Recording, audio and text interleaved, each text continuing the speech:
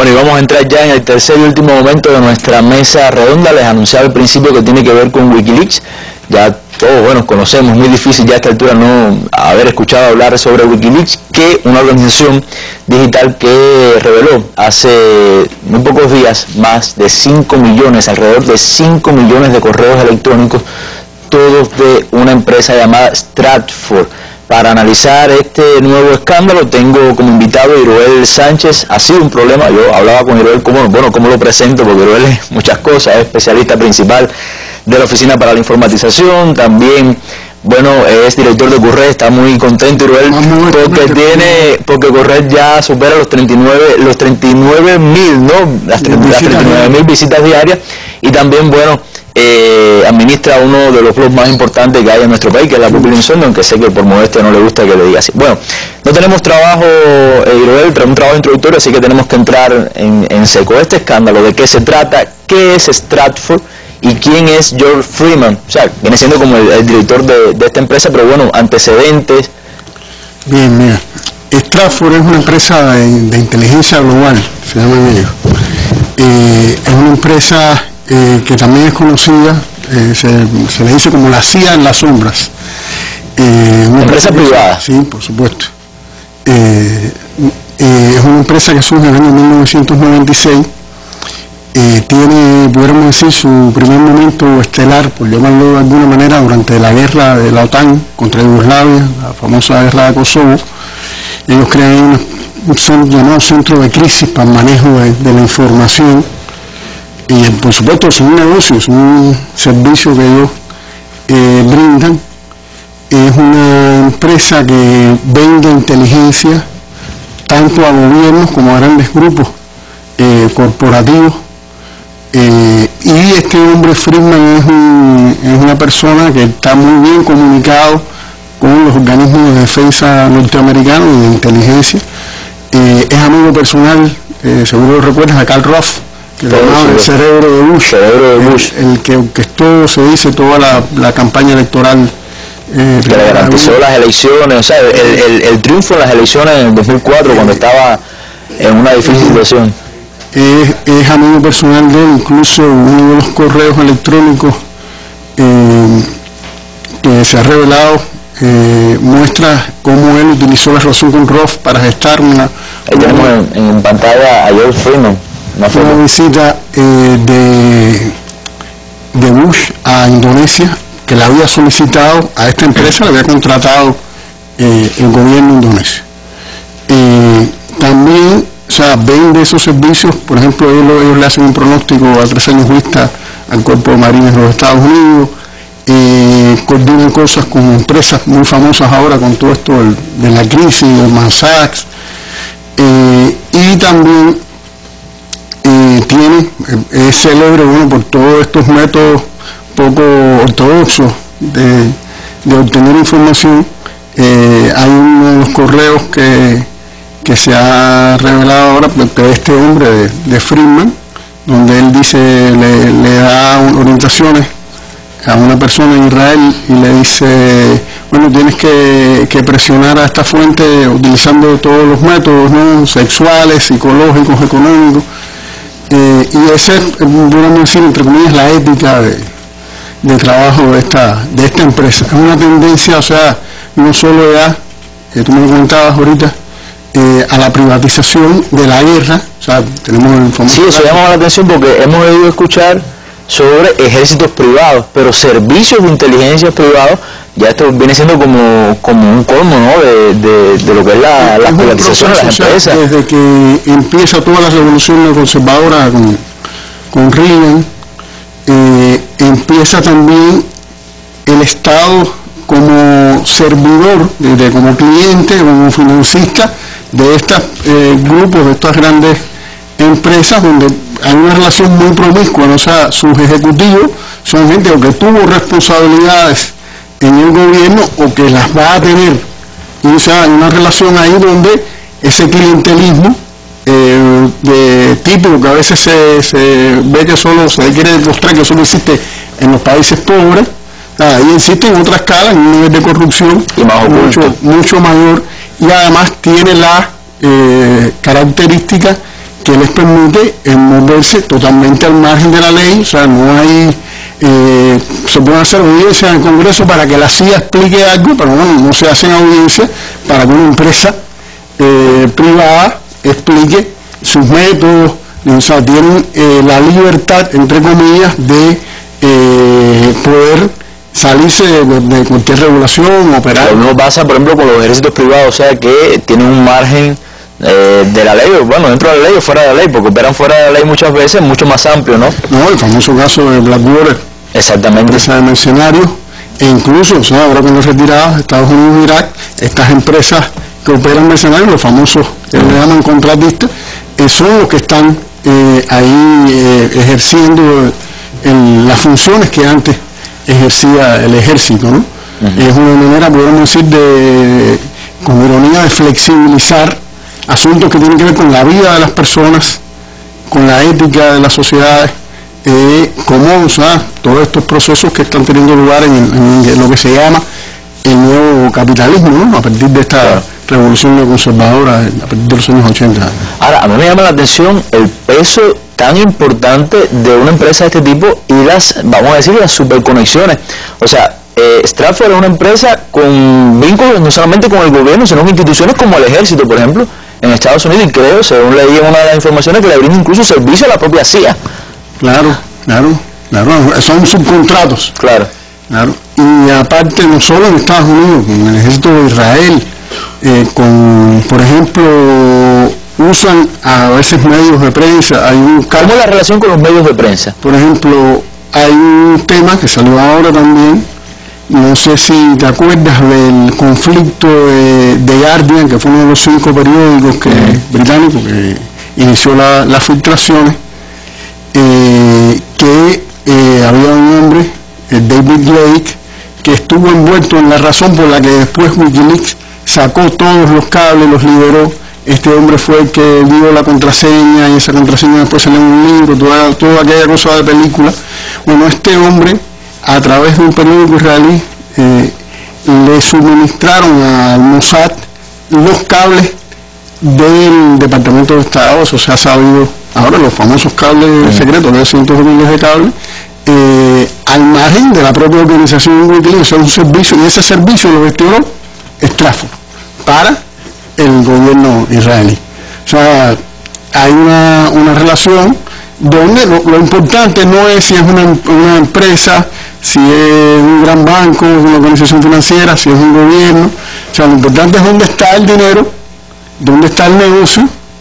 Ellos dicen que no tienen ideología, pero bueno, sirven siempre al mismo poder y a la misma clase social. Claro. O sea, nunca. Incluso hay otro caso muy escandaloso, quizás te diría que es el caso más irritante, más desconcertante de los que se ha publicado hasta ahora, que es el caso de la empresa Dow Chemical, que es una corporación a la que pertenece Union Carbide, que fue un nombre muy sonado en los años 80, cuando en 1984 ocurrió el accidente de Bhopal en la India, donde murieron miles y miles de personas, cientos de miles quedaron dañadas para toda la vida. Es considerado el accidente industrial más grande y dañino de la historia. Bueno, hay, como es lógico, en el mundo gente que reclama indemnizaciones, que representa a las víctimas. En contrato con esta empresa, con Dow Chemical, Stratfor da servicios de inteligencia contra los activistas que hacen esta reclamación. Bueno, las personas que protestaron contra, exactamente, el año pasado, la empresa. El año pasado, cada 3 días o a veces una vez a la semana, ellos le emitían un reporte a esta Dow Chemical diciéndole qué mensajes intercambiaban en Twitter, en Facebook estos activistas, qué actividades iban a hacer. Una cosa que es hasta, o sea, cualquiera se solidariza con una causa como esa. Sin embargo, ellos estaban operando contra las personas que representaban a las víctimas. O sea, nunca hay error, siempre están del lado de los victimarios. O sea en Irak, en Afganistán. Puede ser la causa más inhumana por parte de los victimarios, más humana por parte de las víctimas, que siempre están de mismo lado. Generalmente el que tiene el dinero y el que cometió el crimen generalmente conocido. Ahora, hay también algunos análisis, porque repito, son nada más y nada menos que 5 millones de correos electrónicos. Yo recuerdo que los cables, bueno, sobre la diplomacia norteamericana, más de 250.000 todavía se están procesando, no se ha podido procesar todos incluso, y estamos hablando de 5 millones. Ahora, se habla mucho también de la fuente, de lo cuestionables que pueden ser las fuentes de esta empresa, o sea, el acceso a la información. Bueno, cuando las cosas se hacen por dinero, obviamente se hacen para complacer determinado punto de vista. Hay un correo del mismo Friedman que lo dice, cuestiona, dice, nuestras fuentes son interesadas y poco serias. Y le dice a otra persona que tenga cuidado con eso, ¿no? O sea, es un negocio, lo que tú quieres es vender un producto, no obtener la verdad. Entonces, todo eso, ellos están claros de esa situación. Incluso Friedman reconoció que los correos eran o sea, el origen de los correos que eran de ellos, aunque dijo que algunos podían estar adulterados, pero ¿cómo tú adulteras? O sea, ¿en qué tiempo de que los adulteraron? Estamos hablando de adulterar 5 millones de correos. Por lo menos no lo puede hacer el equipo que tiene Wikileaks, ¿no? Y entonces realmente porque la gente ahí habla con mucha sordidez, las cosas que han salido, bueno, como este que te comentaba, ten esto de esta manera, de esta otra, y realmente revela el pensamiento más, pudiéramos decir, íntimo, sobre, sin ningún cuidado, ¿no? Ahora, ¿cómo operan estas cosas? De los casos que se conocen, hasta el momento hay, bueno, ya se puede hablar de algunos, por supuesto, está el de la empresa química, pero también hay cables, por ejemplo, relacionados con Aznar, que son muy interesantes, cables relacionados también con el propio Julian Assange, o sea, el que encabezaba, Julian Assange, ¿sí? Que encabezaba Wikileaks. ¿Qué se dicen de estos casos? ¿Cuál es la información novedosa o secreta que se da en este sentido? No, nada, de Aznar lo sabemos todos. O sea, lo de Aznar es una comunicación de una ejecutiva de Stratford que asiste a una conferencia en una universidad, Georgetown, de Aznar, y lo que dice es lo que ya sabemos. Este hombre es más extremista que los funcionarios israelíes con los que yo me reuní. Empiezan a bromear, incluso la impresión de esta persona dice que no puede esperar a llegar a un lugar con una computadora, lo escribe desde el mismo teléfono, manda el correo electrónico, porque dice que estaba tan impresionado por eso que no podía resistir la tentación de comunicárselo a los demás, ¿no? Entonces empiezan a bromear de lo que pasó en el 11M, que Aznar le echó la culpa a ETA. Se burlaban. Sí, y también cosas que pueden incluso generar determinadas opiniones en España, porque es muy duro Aznar con los catalanes, por ejemplo, con su política hacia los inmigrantes, ese tipo de cosas, pero que ya conocemos su pensamiento.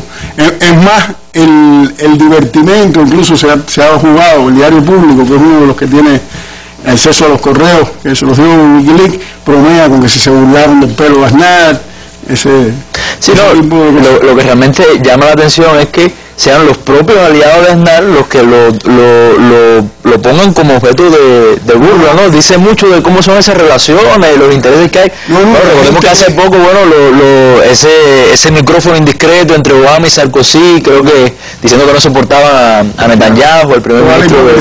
La hipocresía. Pero lo que sí es interesante es que estas personas que vienen del mundo de los neocons, que son también gente conservadora, se impresionan de un hombre como Aznar, que lo ven mucho más a la derecha de ellos y de las personas más derechistas con las que se han relacionado. O sea, lo interesante de esto es que no está hablando una persona de izquierda, no está hablando... Claro, no, hay personas que tienen un trato personal afín. Y sobre Julian Assange. Bueno, sobre Assange hay un correo de un vicepresidente de la empresa, Fred Burton se llama, que este hombre fue director responsable de contraterrorismo del Departamento de Estado.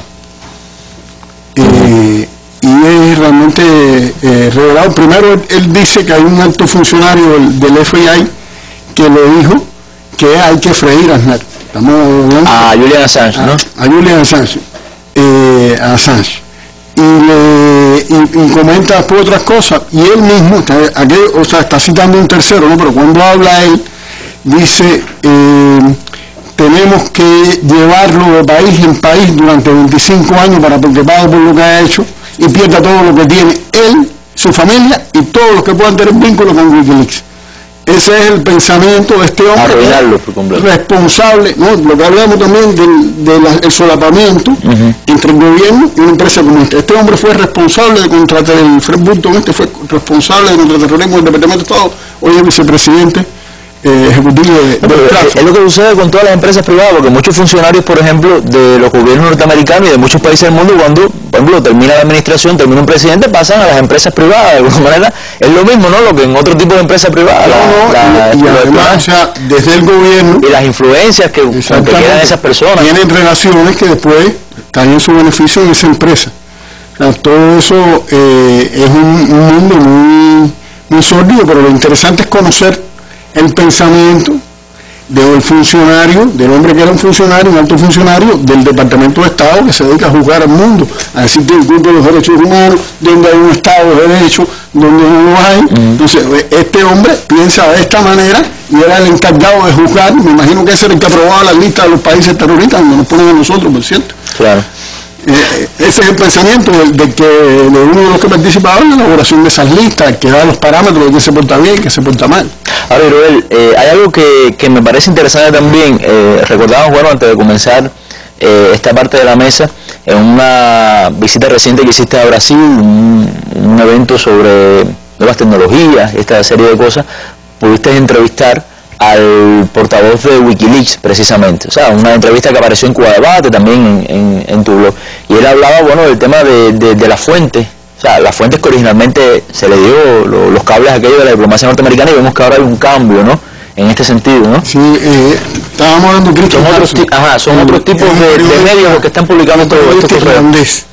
Sí, ellos realmente sufrieron una frustración muy grande con estos 5 grandes medios a los que les entregaron los cables del Departamento de Estado, por los ocultamientos, por las manipulaciones. Y realmente tuvieron una ruptura con esos 5 grandes medios. Él también me decía, hablando ya de los medios en América Latina, que ellos habían sido muy criticados por los medios con los que se había relacionado en Latinoamérica. Wikileaks le había dado los documentos primero, estamos hablando después, o sea, hubo 3 etapas. Una primera etapa, estos 5, después fueron extendiendo a otros, y después hubo una tercera etapa donde lo liberaron en general, y primero entregaron a periódicos más, podemos decir, más serios, La Jornada de México, por ejemplo. Yo creo que de alguna manera pecaron, no vamos a decir que de ingenuo, pero sí, bueno, con el deseo de que se hicieran bastante público, buscaron los medios, en el caso de estos 5 primeros, de más visibilidad, ¿no? Sin tomar en cuenta que eran grandes empresas también, con intereses políticos. Por ejemplo, un periódico como Mercurio en Chile, que sabemos que estuvo muy vinculado a la dictadura de Pinochet, a la gestación del propio golpe. Y ahora, por ejemplo, en América Latina ellos incluyen desde el inicio un periódico como La Jornada, un periódico como Página 12, incluyen también un medio digital en Guatemala. El Público en España, pero El Público, que es un medio que acaba de cerrar su edición impresa. Sí, estamos leyendo al principio una noticia sobre España, y yo decía, bueno, una de las víctimas de la crisis, ¿no? Tuvo que cerrar su edición impresa. Un medio digital, y es de los que ellos le han entregado estos correos, ¿no? Y está este tema también repiten de algunos que estuvieron en la etapa final. Por ejemplo, McClatchy, que es la organización que en Estados Unidos maneja un periódico como The Miami Herald, maneja el Nuevo Herald, y tanto el Nuevo Herald en la etapa anterior como el País cerraron todos los cables de Wikileaks que revelaban los aspectos más sórdidos de la política de injerencia de Estados Unidos en Cuba, las reparticiones del dinero aquí en la CINA, las conspiraciones. Todos esos cables, por supuesto, nunca salieron hasta la etapa final en que se liberaron todos. Y es muy posible que ahora, por ejemplo, en esta organización, no dudo que sigan la misma filosofía, porque no han cambiado muchos, pero es un volumen de información enorme. Por ejemplo, solo un país como Guatemala está hablando este periódico Plaza Pública está hablando de 30.000 correos electrónicos, ¿no? Y es algo que tiene que ver también con la capacidad para simultáneamente procesar toda esta información. De alguna manera yo creo que el hecho de que haya periódicos ahí como La Jornada, te decía, como Página 8, por ejemplo, La Jornada manejó los cables de Wikileaks de una manera, podríamos decir, tan transparente y tan seria, que es uno donde ocurrieron los daños. Bueno, tuvo que salir el embajador de México, de Estados Unidos en México, tuvo que salir del país por las revelaciones que publicó La Jornada. Nos vemos de otro modo, como lo hizo el país, claro, que manejó. No tuvo que salir nadie del país. Realmente que casi que resultó fortalecida en determinadas direcciones la política de Estados Unidos hacia América Latina. Ellos manejaron eso y manipularon los cables y dijeron cosas que no decían los cables y dejaron de decir otras para dañar a gobiernos como el de Argentina, como el de Venezuela, como el cubano. Ahora, Joel, bueno, nos quedan muy pocos minutos ya, pero no quería terminar la mesa sin quizás hablar un poco, actualizar un poco sobre varios casos, o sea, dos casos muy relacionados con Wikileaks, el de Julian Assange y también el del soldado Bradley Manning, que bueno, escuché, creo que leí por Cuba Debate que hay quien pretende, bueno, nominarlo o candidatearlo como el premio Nobel de la Paz. Bueno, seguramente no lo va a alcanzar, pero bueno, ¿cómo están estos casos? Bueno, de Assange se celebró una audiencia, todavía está pendiente, una apelación. Una de las cosas es que ha salido también en los correos que Estados Unidos ya tiene, el fiscal general Eric Holder estaba trabajando con un jurado secreto para gestar una causa contra Assange. Y eso está en marcha, y ahí se ve muy claro una jugada que es la extradición a Suecia. El otro día salió una noticia que de pronto desapareció, que también se acusaba al canciller sueco de ser agente de la CIA. Y obviamente la extradición a Suecia termina en Estados Unidos, eso se sabe, no hay que ser muy audaz en la imaginación para saberlo. Más o menos la situación no se ha movido ahí mucho.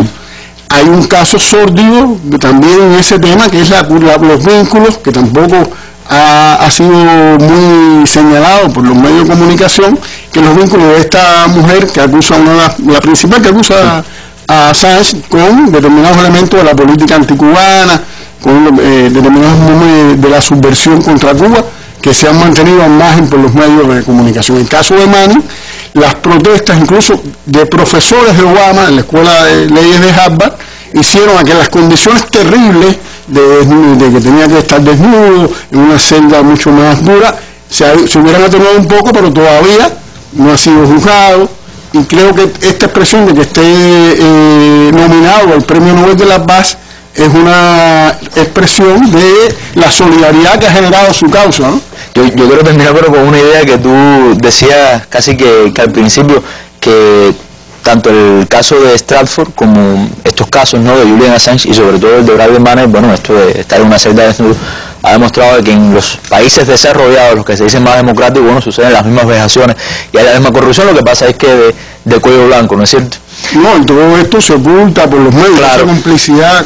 Bueno, muchas gracias, Giroel, por haber estado junto a nosotros en esta última media hora de nuestro programa. Es un tema muy interesante y seguro, bueno, 5 millones de correos electrónicos, estaremos hablando mucho, seguro, de toda la información que sale. Bueno, ya nos vamos, terminamos nuestra mesa redonda en la noche de hoy. Nos vamos con nuestras imágenes del día, que tiene que ver con la recuperación del presidente Chávez, los gestos de solidaridad, de amistad, de apoyo que vienen de diferentes partes del mundo. 8 amigos televidentes, nos vemos mañana en la mesa redonda y muy buenas noches.